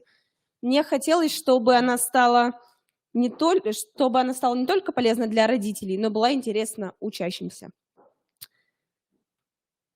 Мы начали снимать видеоролики, где в качестве актеров, сценаристов и режиссеров выступают наши воспитанники и их родители. Время без забот тихо опустилось за горизонт, а за ним новый снежный ком делами накрывает с головой. Слышь, время без забот будет вспоминать тебя через год. Из автомобилей радиовцов напомнит нам о том, что не сбылось. Знаешь, горы факелы, горы факелы, горы факелы. Хочу отметить, что такая деятельность положительно сказывается на креативном мышлении детей и на умении работать в команде. Извиняюсь. Также мы с нашими воспитанниками и их родителями создаем интересные посты и социальные опросы, которые впоследствии публикуем в нашей группе ВКонтакте. И согласно статистике, самыми популярными постами в нашей группе становятся именно такие работы. Ведь благодаря разным взглядам на определенную ситуацию статья становится намного интереснее читателям любого возраста. Для себя мы вычислили основную формулу успеха. Педагог плюс ребенок плюс родитель равно успех. Именно качественное взаимодействие всех качественное взаимодействие всех участников образовательного процесса дает результат. Всем известно, что зачастую взрослые возлагают свои, скажем так, нереализованные амбиции на своих детей. И это не всегда хорошо сказывается именно на ребенке, так как на ребенка накладывается определенный груз ответственности. Ребенок приобретает страх поражения, боится ошибиться, вследствие чего пропадает желание заниматься тем или иным видом деятельности. Мы же предлагаем родителям перейти со стороны зрителя и болельщика на сторону ребенка. Кто-то постигает премудрости профессии за университетской партой, кто-то в учебном классе колледжа, кто-то на рабочем месте. И здесь большую роль играет собственное стремление к учебе и грамотный, терпеливый наставник.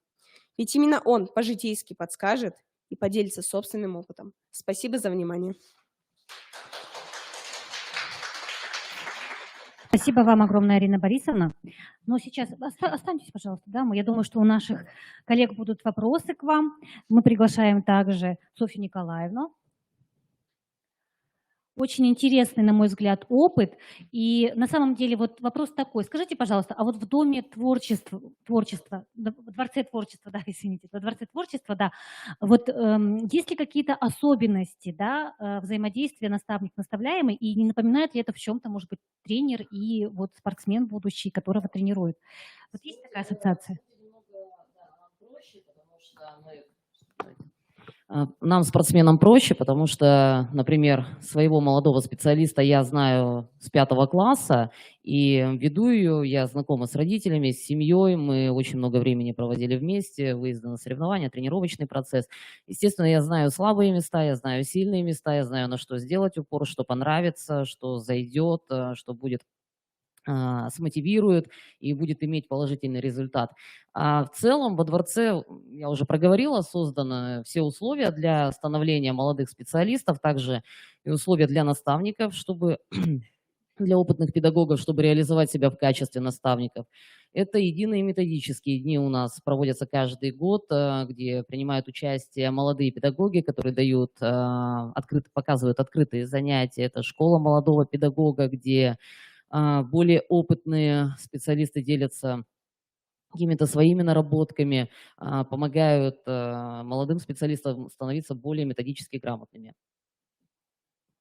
Спасибо огромное. Скажите, пожалуйста, если, коллеги, у кого-то еще вопросы к нашим победителям конкурса 2022 года из Воркуты.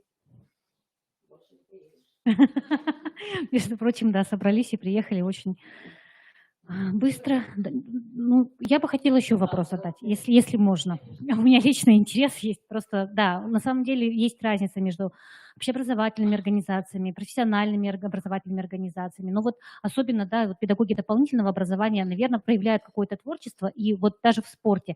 Скажите, пожалуйста, каким образом составляется программа вот наставничества у вас во Дворце творчества, и кто вам помогает ее реализовывать, каким образом направляет? Очень интересно, потому что это актуальный вопрос для нас.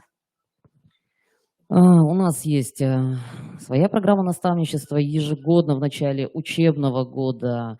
Если я говорю конкретно о моем личном примере с Ириной Борисовной, я составляю план наставничества. Это определенные мероприятия.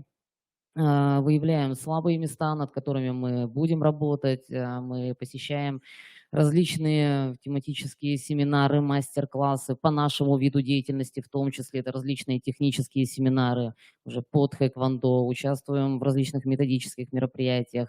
В конце обязательно все молодые специалисты и их наставники собираются на закрытие Дней молодого педагога, где каждый молодой педагог, это опять-таки ситуация успеха, может поделиться своими наработками за учебный год, чего он достиг, что получилось, какие результаты. И нам помогают в этом наши коллеги, за что им также огромное спасибо, потому что а, Арина Борисовна посещает не только мои занятия по тхэквондо, потому что она их видит и так каждый день, но это возможность обмена опытом с педагогами других объединений и не только спортивных, с которыми работаем в одном спортивном зале, это также и педагоги других направленностей, и природа и техника у нас, и художественная направленность, краеведческая. Поэтому в этом плане нам повезло. Дворец большой, направлений много, посещать мы можем любые занятия, участвовать просто в огромном количестве различных мероприятий. Замечательно. И от меня будет еще один вопрос, если вы не против. Скажите, пожалуйста, вот на конкурс, какова была идея принять решение, да, такое участвовать в таком масштабном конкурсе? И каковы были ваши ощущения как наставляемого, когда вы вышли на республиканский конкурс уже на такой уровень? Решение на самом деле было не спонтанным. Мы, когда узнали о данном конкурсе, мы сразу приняли для себя решение принять в нем участие и поделиться своим опытом именно наставничества, чему научил меня мой наставник и, возможно, чему научила ее я. Когда нам сообщили о том, что мы прошли вводный этап данного конкурса, мы были очень счастливы, но, с другой стороны, нам предстоял еще огромный объем работы. Я от себя только добавлю, что нам, спортсменам, вообще в принципе нравится участвовать в различных конкурсах, и мы заранее замотивированы на победу, поэтому для нас не стояло вопроса принять участие или не принять, это однозначно было да, а если принимать, то тогда уже побеждать. Спасибо огромное. Давайте поаплодируем нашим финалистам. Да-да-да, на поезд. Всего доброго. Огромное вам спасибо за то, что сумели к нам выбраться и добраться из такого дальнего уголочка нашей республики. Ну что ж, а сейчас нашу программу продолжат, программу семинара. Победители уже муниципального конкурса, да, от города Сыктывкара, тоже также в конкурсе наставников. Это Долбешкина Елена Германовна, учитель английского языка технологического лицея, методист кафедры филологического образования, и Распутина Ксения Станиславовна, учитель английского языка того же технологического лицея, да, технологический лицей, да, и наставляемый и наставник. Сейчас я вам включу презентацию и начнем.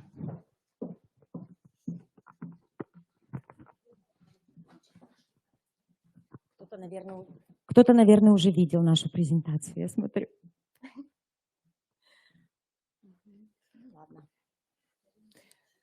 Сейчас нашу презентацию заведут. Да, ну хотелось бы для начала сказать, что мы хотели бы сегодня представить мастер-класс, который представляли в прошлом году на конкурсе «Наставник года». И вот хотели бы вам представить в таком виде.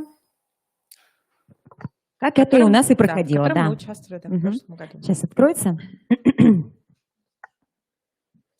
Ну, на самом деле, в прошлом году конкурс проходил в режиме онлайн, однако это не помешало нам как-то так все хорошо подготовить. Ну что ж, здравствуйте, уважаемые участники педагогического форума.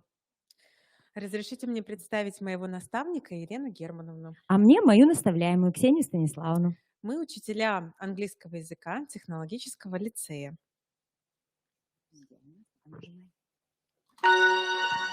Ой, у нас тут мастер-класс, а нам письмо пришло, извините. Ой, да везде имейл вообще, и в экзамене тоже задание 39 теперь имейл. Не знаем, что и делать. Елена Германовна, а как же его правильно писать? И самое главное, как учить своих учеников, ребят, правильно его писать? Ну не переживайте, Ксения Станиславовна. Вы ведь знаете, у нас в лицее реализуется программа наставничества Be a Teacher. Давайте достанем нашу шпаргалку для молодого педагога. Мы ведь уже умеем ею пользоваться. Да, конечно. Listen, look, ask, join and control. Елена Германовна, по какому плану будем работать? Ну, я думаю, как обычно, необходимо познакомиться со структурой написания письма, рассмотреть примеры, ну и попробовать самим написать письмо. Так, посмотрите, Ксения Станиславовна, я нашла примеры, собрала кое-какую информацию, можешь изучить. Спасибо. Ну, что узнала? Ну, во-первых, в задании требуется написать теперь уже личное электронное письмо. Имя указывается в задании. При этом необходимо полно и точно ответить на заданные 3 вопроса и задать 3 вопроса другу на конкретную тему. Количество слов от 90 до 154. Считаем все слова, начиная с артиклей, предлогов и других служебных частей речи. Молодец, Ксения Станиславовна. А давайте посмотрим, что еще есть в интернете по этому вопросу. Так, ну что ж, я нашла план письма.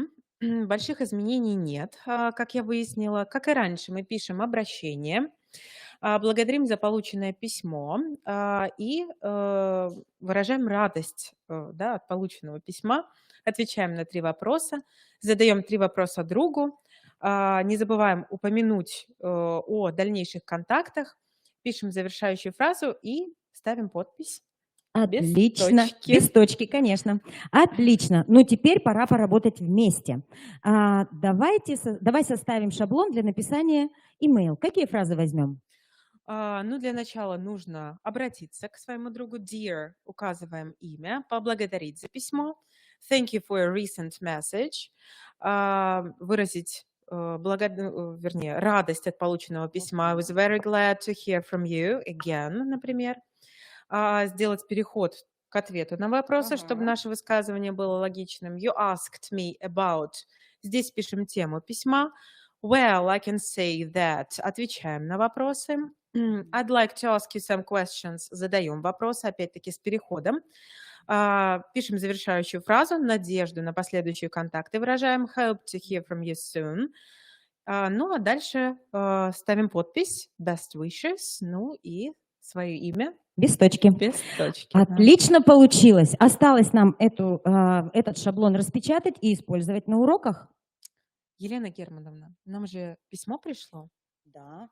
Точно, письмо пришло. А давай познакомимся, что здесь написано. Ну что ж, письмо адресовано наставникам от молодых педагогов на тему проблемы молодых педагогов. Дорогие учителя-наставники, мы, молодые педагоги, только что окончившие вузы, каждый день сталкиваемся со множеством проблем. Как провести урок так, чтобы учащимся было интересно? Как успевать выполнять ежедневную работу с документацией и находить время для творчества? Ну а самое главное, как же стать успешным A-teacher? Кстати, мы вместе с наставниками участвуем в конкурсе «Наставник года». С уважением, молодые педагоги. Какое замечательное письмо. Ну, видимо, нам придется теперь попрактиковаться и написать ответ. Мы ведь знаем уже, как это делать. Так, ну что ж, давайте ответим на вопросы. И первый вопрос был какой? Как провести урок так, чтобы учащимся было интересно? Так здорово, что у нас здесь есть аудитория, которая поможет нам ответить на эти вопросы. Так как, уважаемые коллеги, провести урок так, чтобы учащимся было интересно? Ваши идеи, не стесняемся, поднимаем руки. Угу. Ну? Мужчины есть. Угу. Как провести урок? Яркого пятна. Замечательно. Надеемся, что мы тут создали эффект яркого пятна. Еще? Еще идеи? Угу. Еще? Ну, не стесняемся. С жизнью связывать. Хорошо, Ксения Станиславовна, запоминайте все. Ага. Угу. Так. Формы разные, да, Ирина, я использовать? вас помню. Угу. Наглядность использовать. Замечательно. Хорошо. Ну что ж, Елена Германовна, а что Ну. вы скажете? Как провести вот- урок так, чтобы Мгм. было интересно учащимся? Вот я тоже давала ответ. Он такой. Нужно использовать новые технологии, искать новые формы работы на уроке, пользоваться накопленным опытом наставников и коллег. То есть лук. Мгм. Да, спасибо, что и вы с нами тоже поделились. Замечательные были идеи. У нас есть еще один урок. Ой, вопрос. Да, конечно, еще не один. Как успевать выполнять ежедневную работу с документацией и находить время для творчества? Коллеги, что скажете? Мне опять идти в зал? Я иду. Мгм. Кто теперь? А мне кажется, у нас коллеги и так, в принципе, громко, все четко готовы. говорят. Мгм. Ну, кто? Как справляться с документацией? Поделитесь своим опытом. Ирина? Какая замечательная идея. Да. Так, 25 часов в сутках, да? Еще? Хорошая Ого. идея, надо сказать. Директор. Завести дублера. Дублер. Ну вот клон, да, Мгм. клон, дублер, замечательная Ну идея. что, Елена Германовна, непростой вопрос. Непростой. Что интересно, я там ответила. Ага. Любая работа легче, если она выполняется совместно. Вместе с наставником и коллегами добьешься больше, чем один. То есть join. Присоединяйся, да? Ну и третий вопрос у нас, как и в письме, да, шаблон которого мы вот представили. Как же стать успешным учителем, A teacher, то есть учителем-отличником? Есть варианты? Вот делать все то, что мы до этого перечислили. Хорошо. Совместно с наставником. Замечательно. Ирина? Любить свою работу. И детей. И детей. Мгм. Иначе можно умереть. Да, Иначе надо увольняться. да, замечательные ответы. Я даже не знаю, наверное, то, что я там ответила, будет не так хорошо. Но давайте но- все-таки посмотрим. Мы учтем, да, все, конечно. Да, я более прозаична. Нужно выстраивать свою профессиональную карьеру, собирать портфолио, то есть control. Я-то привязывала все к механизму реализации программы. Так, ну что, Ксения Станиславовна, на вопросы ответили вроде, Вопросы да? мы Но там ответили. что-то еще есть. Да, осталось задать вопросы. Письмо мы должны. Да, вот, коллеги, какие у вас, возможно, вопросы возникли о конкурсе «Наставник года»? Мы готовы на них ответить. Как удалось совмещать и работу, Это не всё. и подготовку к конкурсу, и участие в конкурсе? Скажите, пожалуйста, где у меня столько сил? Но я была в декрете. Вот у нас, да, у нас учителя даже в декрете продолжают участвовать в конкурсах и делают это успешно. Да, поэтому чуть-чуть побольше сил, да, там. Днем немножко поспишь, да?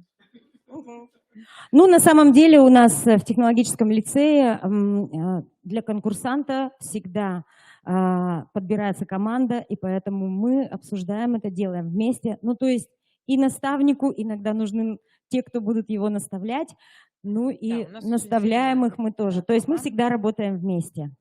Вот так. Ну и Еще как-то- любим участвовать в конкурсах. Ну и как-то у нас довольно это выходит легко и непринужденно, потому что мы все вместе делаем практически. Все мероприятия лицейские, муниципальные и не только у нас, конечно, проходят. Мы с Еленой Германовной объединяемся и совместно проводим. Стараемся, по крайней мере. Да, в нашем лицее небольшой коллектив, но вот Ксения Станиславовна, мы вдвоем учителя английского языка, то есть больше других иностранцев нет. Поэтому что делать? Держаться друг за друга. Еще вопросы? Ну, а у нас в письме возникли такие вопросы. Мгм. Да, то есть год назад, участвуя в этом конкурсе, мы задали вот следующие вопросы. А нас так. Мгм. Ну, Пожалуйста, мы попробуем тоже теперь, значит, на них как-то прокомментировать, ответить. давайте. Конкурс был полезен наставникам? Это да, наоборот. Да, ну ладно.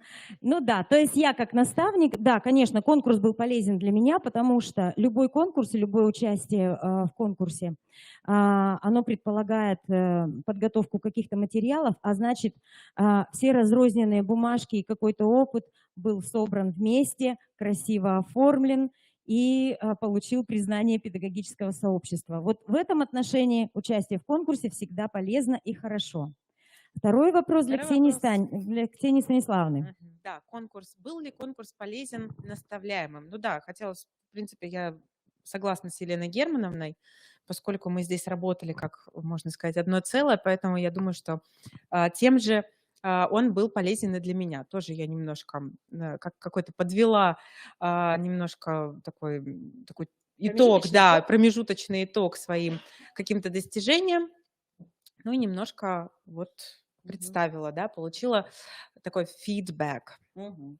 Ну а на третий вопрос, конечно, нужно спросить всех других педагогов, помог ли им найти решение проблем. Но мы считаем, что наша шпаргалка для молодых педагогов, она просто замечательная, креативная, талантливая. Мы будем ее использовать. И в тот год, когда Ксения Станиславовна была в декретном отпуске, со мной работала студентка СГУ, 5-й курс, которая заканчивала тоже наш технологический лицей. Ну так я эту шпаргалку использовала уже и с ней.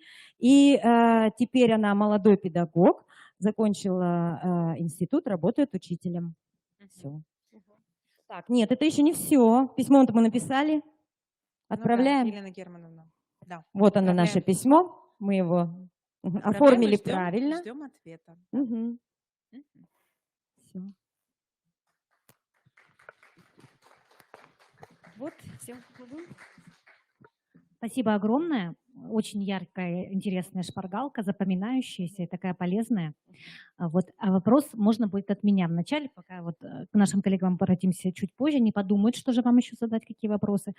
Скажите, пожалуйста, Елена Германовна, каким образом стимулируется наставничество в технологическом лицее? Это все от любви к работе. Все, да? Хорошо, понятно. Нет.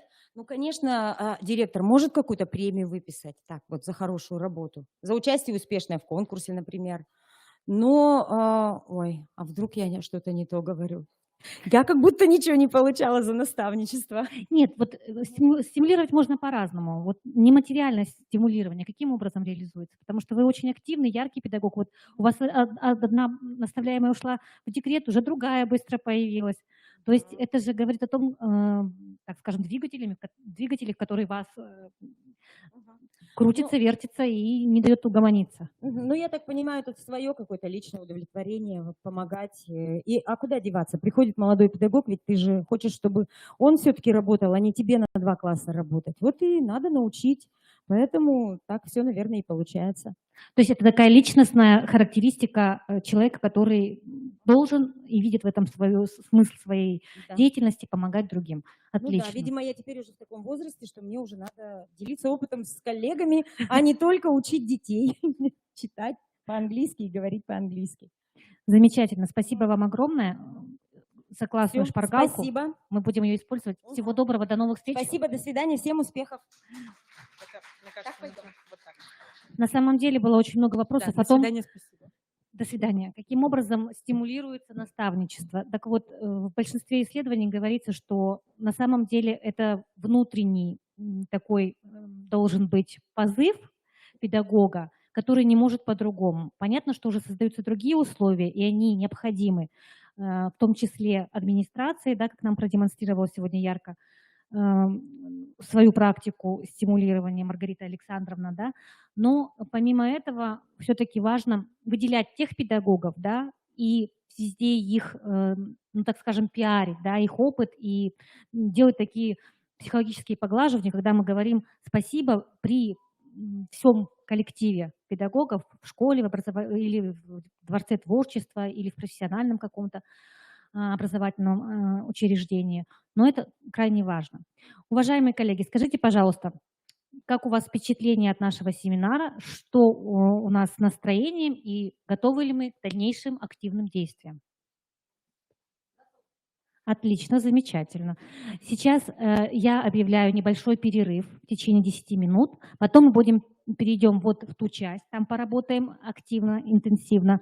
А после получим сертификаты о прохождении уже всего семинара. Еще будет представлен вам проект наставников, школа наставников. И далее мы обменяемся еще нашими пожеланиями, которые мы обязательно будем учитывать в Коми-Республиканском институте развития образования.